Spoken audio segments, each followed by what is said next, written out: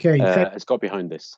very much, Harris, for that introduction. Thank you, Sir Geoffrey Nice, QC, for your wonderful speech, and especially on the importance of being neutral in this. It's incredibly important that we have a juxtaposition to my position, because of course I'm anything but neutral, and I openly admit that.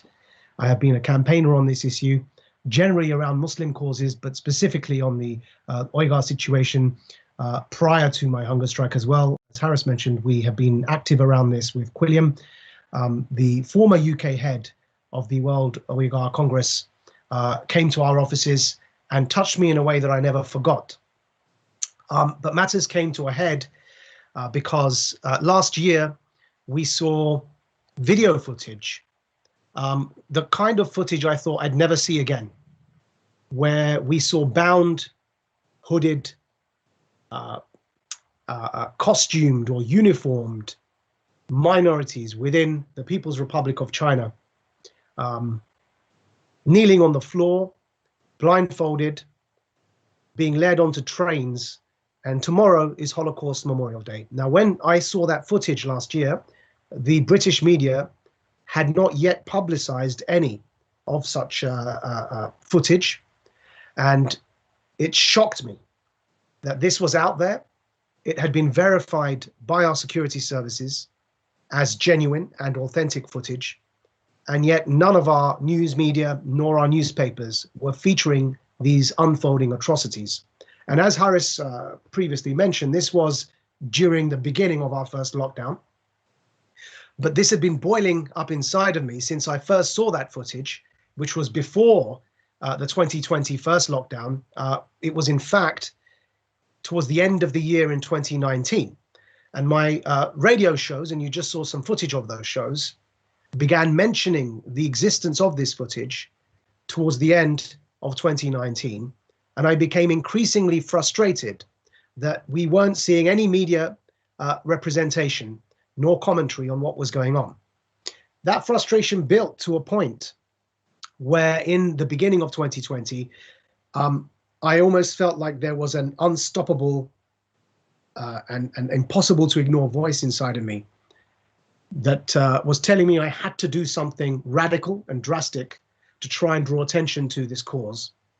And I had prior to this been active in campaigns resisting anti-Semitism, and our Jewish friends and cousins and brothers and sisters will know that I had been very vocal, much at my own expense, because of course, as we Muslims know, it's not a very particular cause to get involved in for Muslims, but at my own expense became very vocal and active against not just what we commonly understand as anti-Semitism, but anti-Semitism disguised as anti-Zionism, which is the part that wasn't too popular within Muslim communities.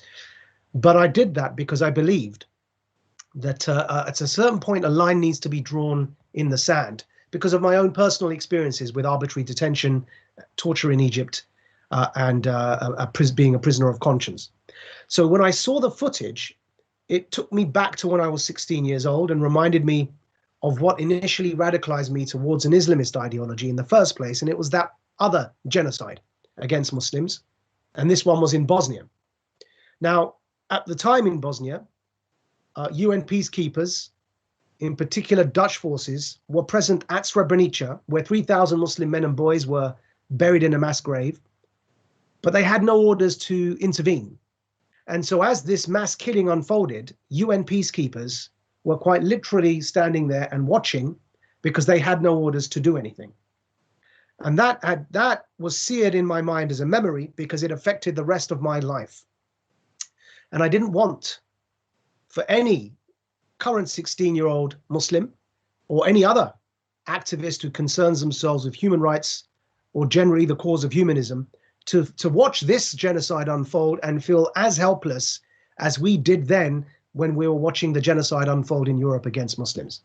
And so I took, as I said, the only option I had, and that was not this time to join an Islamist organization, but to protest in a non-violent, peaceful manner, as I had done prior to this as a prisoner of conscience in Egypt, where I also went on a hunger strike, in a way that doesn't harm anybody but myself, but rather draws attention to the plight of the Uyghur Muslims in China.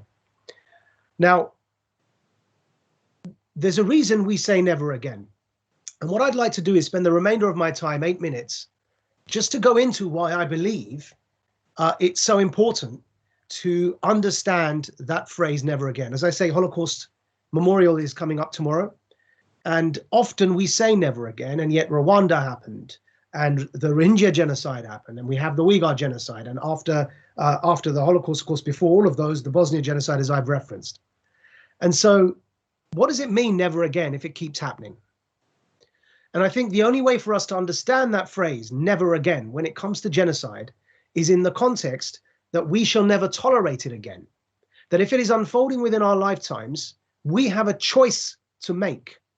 And the choice we have to make is that either we stand by because it doesn't affect us and remain silent until it's too late. But then, of course, there's lots of money to be made about writing books about everything that went wrong and giving grand speeches about everything we could have done and should have done. Or we choose right now, in this moment, to repeat the phrase, never again, in its truest sense. And it's why I keep repeating this following sentence that I would like everybody to understand. Genocide is non-negotiable. And so when it comes to trade, when it comes to our diplomatic relationships, when it comes to being nice to people around the world and our international relations, there is one absolute red line that I don't believe, for the sake of our humanity, that any of us can afford to cross. Yes, for the Uyghur community, but also for ourselves and our own humanity. And that is this red line of genocide. If it's crossed, it means that actually there's a, not only has does it take away from, either in whole or in part, an entire community being wiped off the planet or off the face of this earth, it takes away something from our own humanity. Those human beings who live through genocide and are complicit, I don't believe can ever fully reclaim their own claim to their humanity if they are complicit. Because to wipe away from the face of this earth one entire ethnic group or community is to wipe away a piece of humanity. And if you wipe away a piece of humanity, and if you understand that we are all human, then you're wiping away a piece of yourself. So for that reason, I stand by that sentence that genocide is non-negotiable. But then that leaves us forwards, ahead of us, only very few limited choices. Either we unequivocally, in a non-compromising way, stand with the communities that are facing this crime of all crimes. If that makes you unpopular, if that makes people hate you, if it makes people think they wish that you would shut up and stop speaking because you're making them uncomfortable, if it makes people want to remove your voice or cancel your voice, that's exactly what happened to those every time who have resisted genocide. Do you think this work would be easy? It's a very difficult work because it upsets vested interests. We've heard a bit about these vested interests in the video we watched, but I'll go into them even further. But before I do, when I say genocide is non-negotiable, and that's what I really mean by never again, I want to speak a bit about why it is that a state, a totalitarian state, tends to engage in this kind of behavior. We saw it not just in Nazi Germany, we saw it with the USSR. What is it about totalitarianism that seeks to remove difference, that seeks to remove diversity, that seeks to remove religious pluralism, that instead seeks to make us all as if we are the same, equal, one thing, a bit like we are clones? What is it about a totalitarian state that seeks to do that? Why? And the reason I believe, in answer to that question, is because a totalitarian state, by definition, seeks absolute power.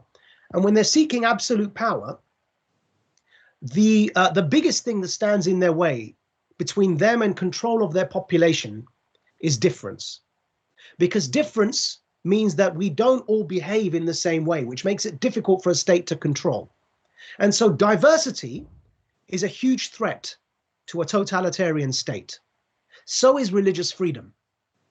And religious freedom in particular, I'd like to focus on. What is it about Stalin in the USSR when he began with the Chechens in the way that he did? What is it about the Communist Party of China and the way in which they're treating the Uyghur community, the Buddhist community, and Chinese Christians? What is it about religious freedom that totalitarian states have absolutely no tolerance for? And the answer is because a totalitarian state wants its population to revere nothing above the state. The state is God. The state is the absolute definition of truth. And you only need to read George Orwell's 1984 to understand the point that I'm making here.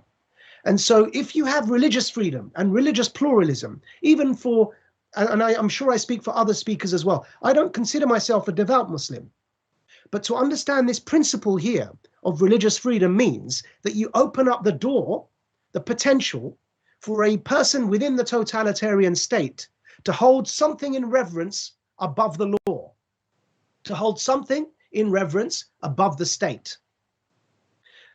That is dangerous for a totalitarian state, because what that does, it sets up a potential conflict. A law that goes against humanity, a law that goes against basic natural justice, will be resisted by those who hold values over and above that state. And I'm not even saying it's Islam here, or Buddhism, or Christianity, which are the three religions that are facing persecution in China. It's any belief system, any spirituality that holds in reverence something above man-made state power is a danger to a totalitarian authority. And it's why they seek to wipe it out, because they need to control. Without control, they reveal themselves to be the feeble, weak-minded cowards that they are.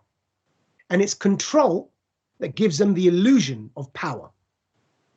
And so that is what the motivation fundamentally is behind those that engage in genocide from a totalitarian state. And in the modern context, how is that control achieved? It's achieved through technology. And here is the tragic part, because what's unfolding now in East Turkestan, or in the Xinjiang province in China, against the Uyghur community, is what I believe to be history's most technologically sophisticated genocide. And tech has been used for facial recognition, to ethnically identify the Uyghur community so that they can be flagged by the state. Tech has been used for surveillance, and tech has been used for all manner of control in the Chinese social credit system to bring punitive measures against those that do not comply with their diktats. And in doing so, those that seek a level of religious freedom are tarnished with the brush of radicalization as a result as well. And then that's used as an excuse to put them in these, up to 2 million of them, in concentration camps. And the big shame on all of us in Western democracies is that it's Western tech companies that are also complicit in investments and collaboration with history's technologically most sophisticated genocide. It's unfortunate that Apple, for example, spent $90,000 in the US to lobby against a law that sought to end forced or enslaved Uyghur labor. It's a shame that Disney, for example, in the film Mulan, admitted in its own film credits to having filmed in the genocided area of Xinjiang and thanked the Turpan security services.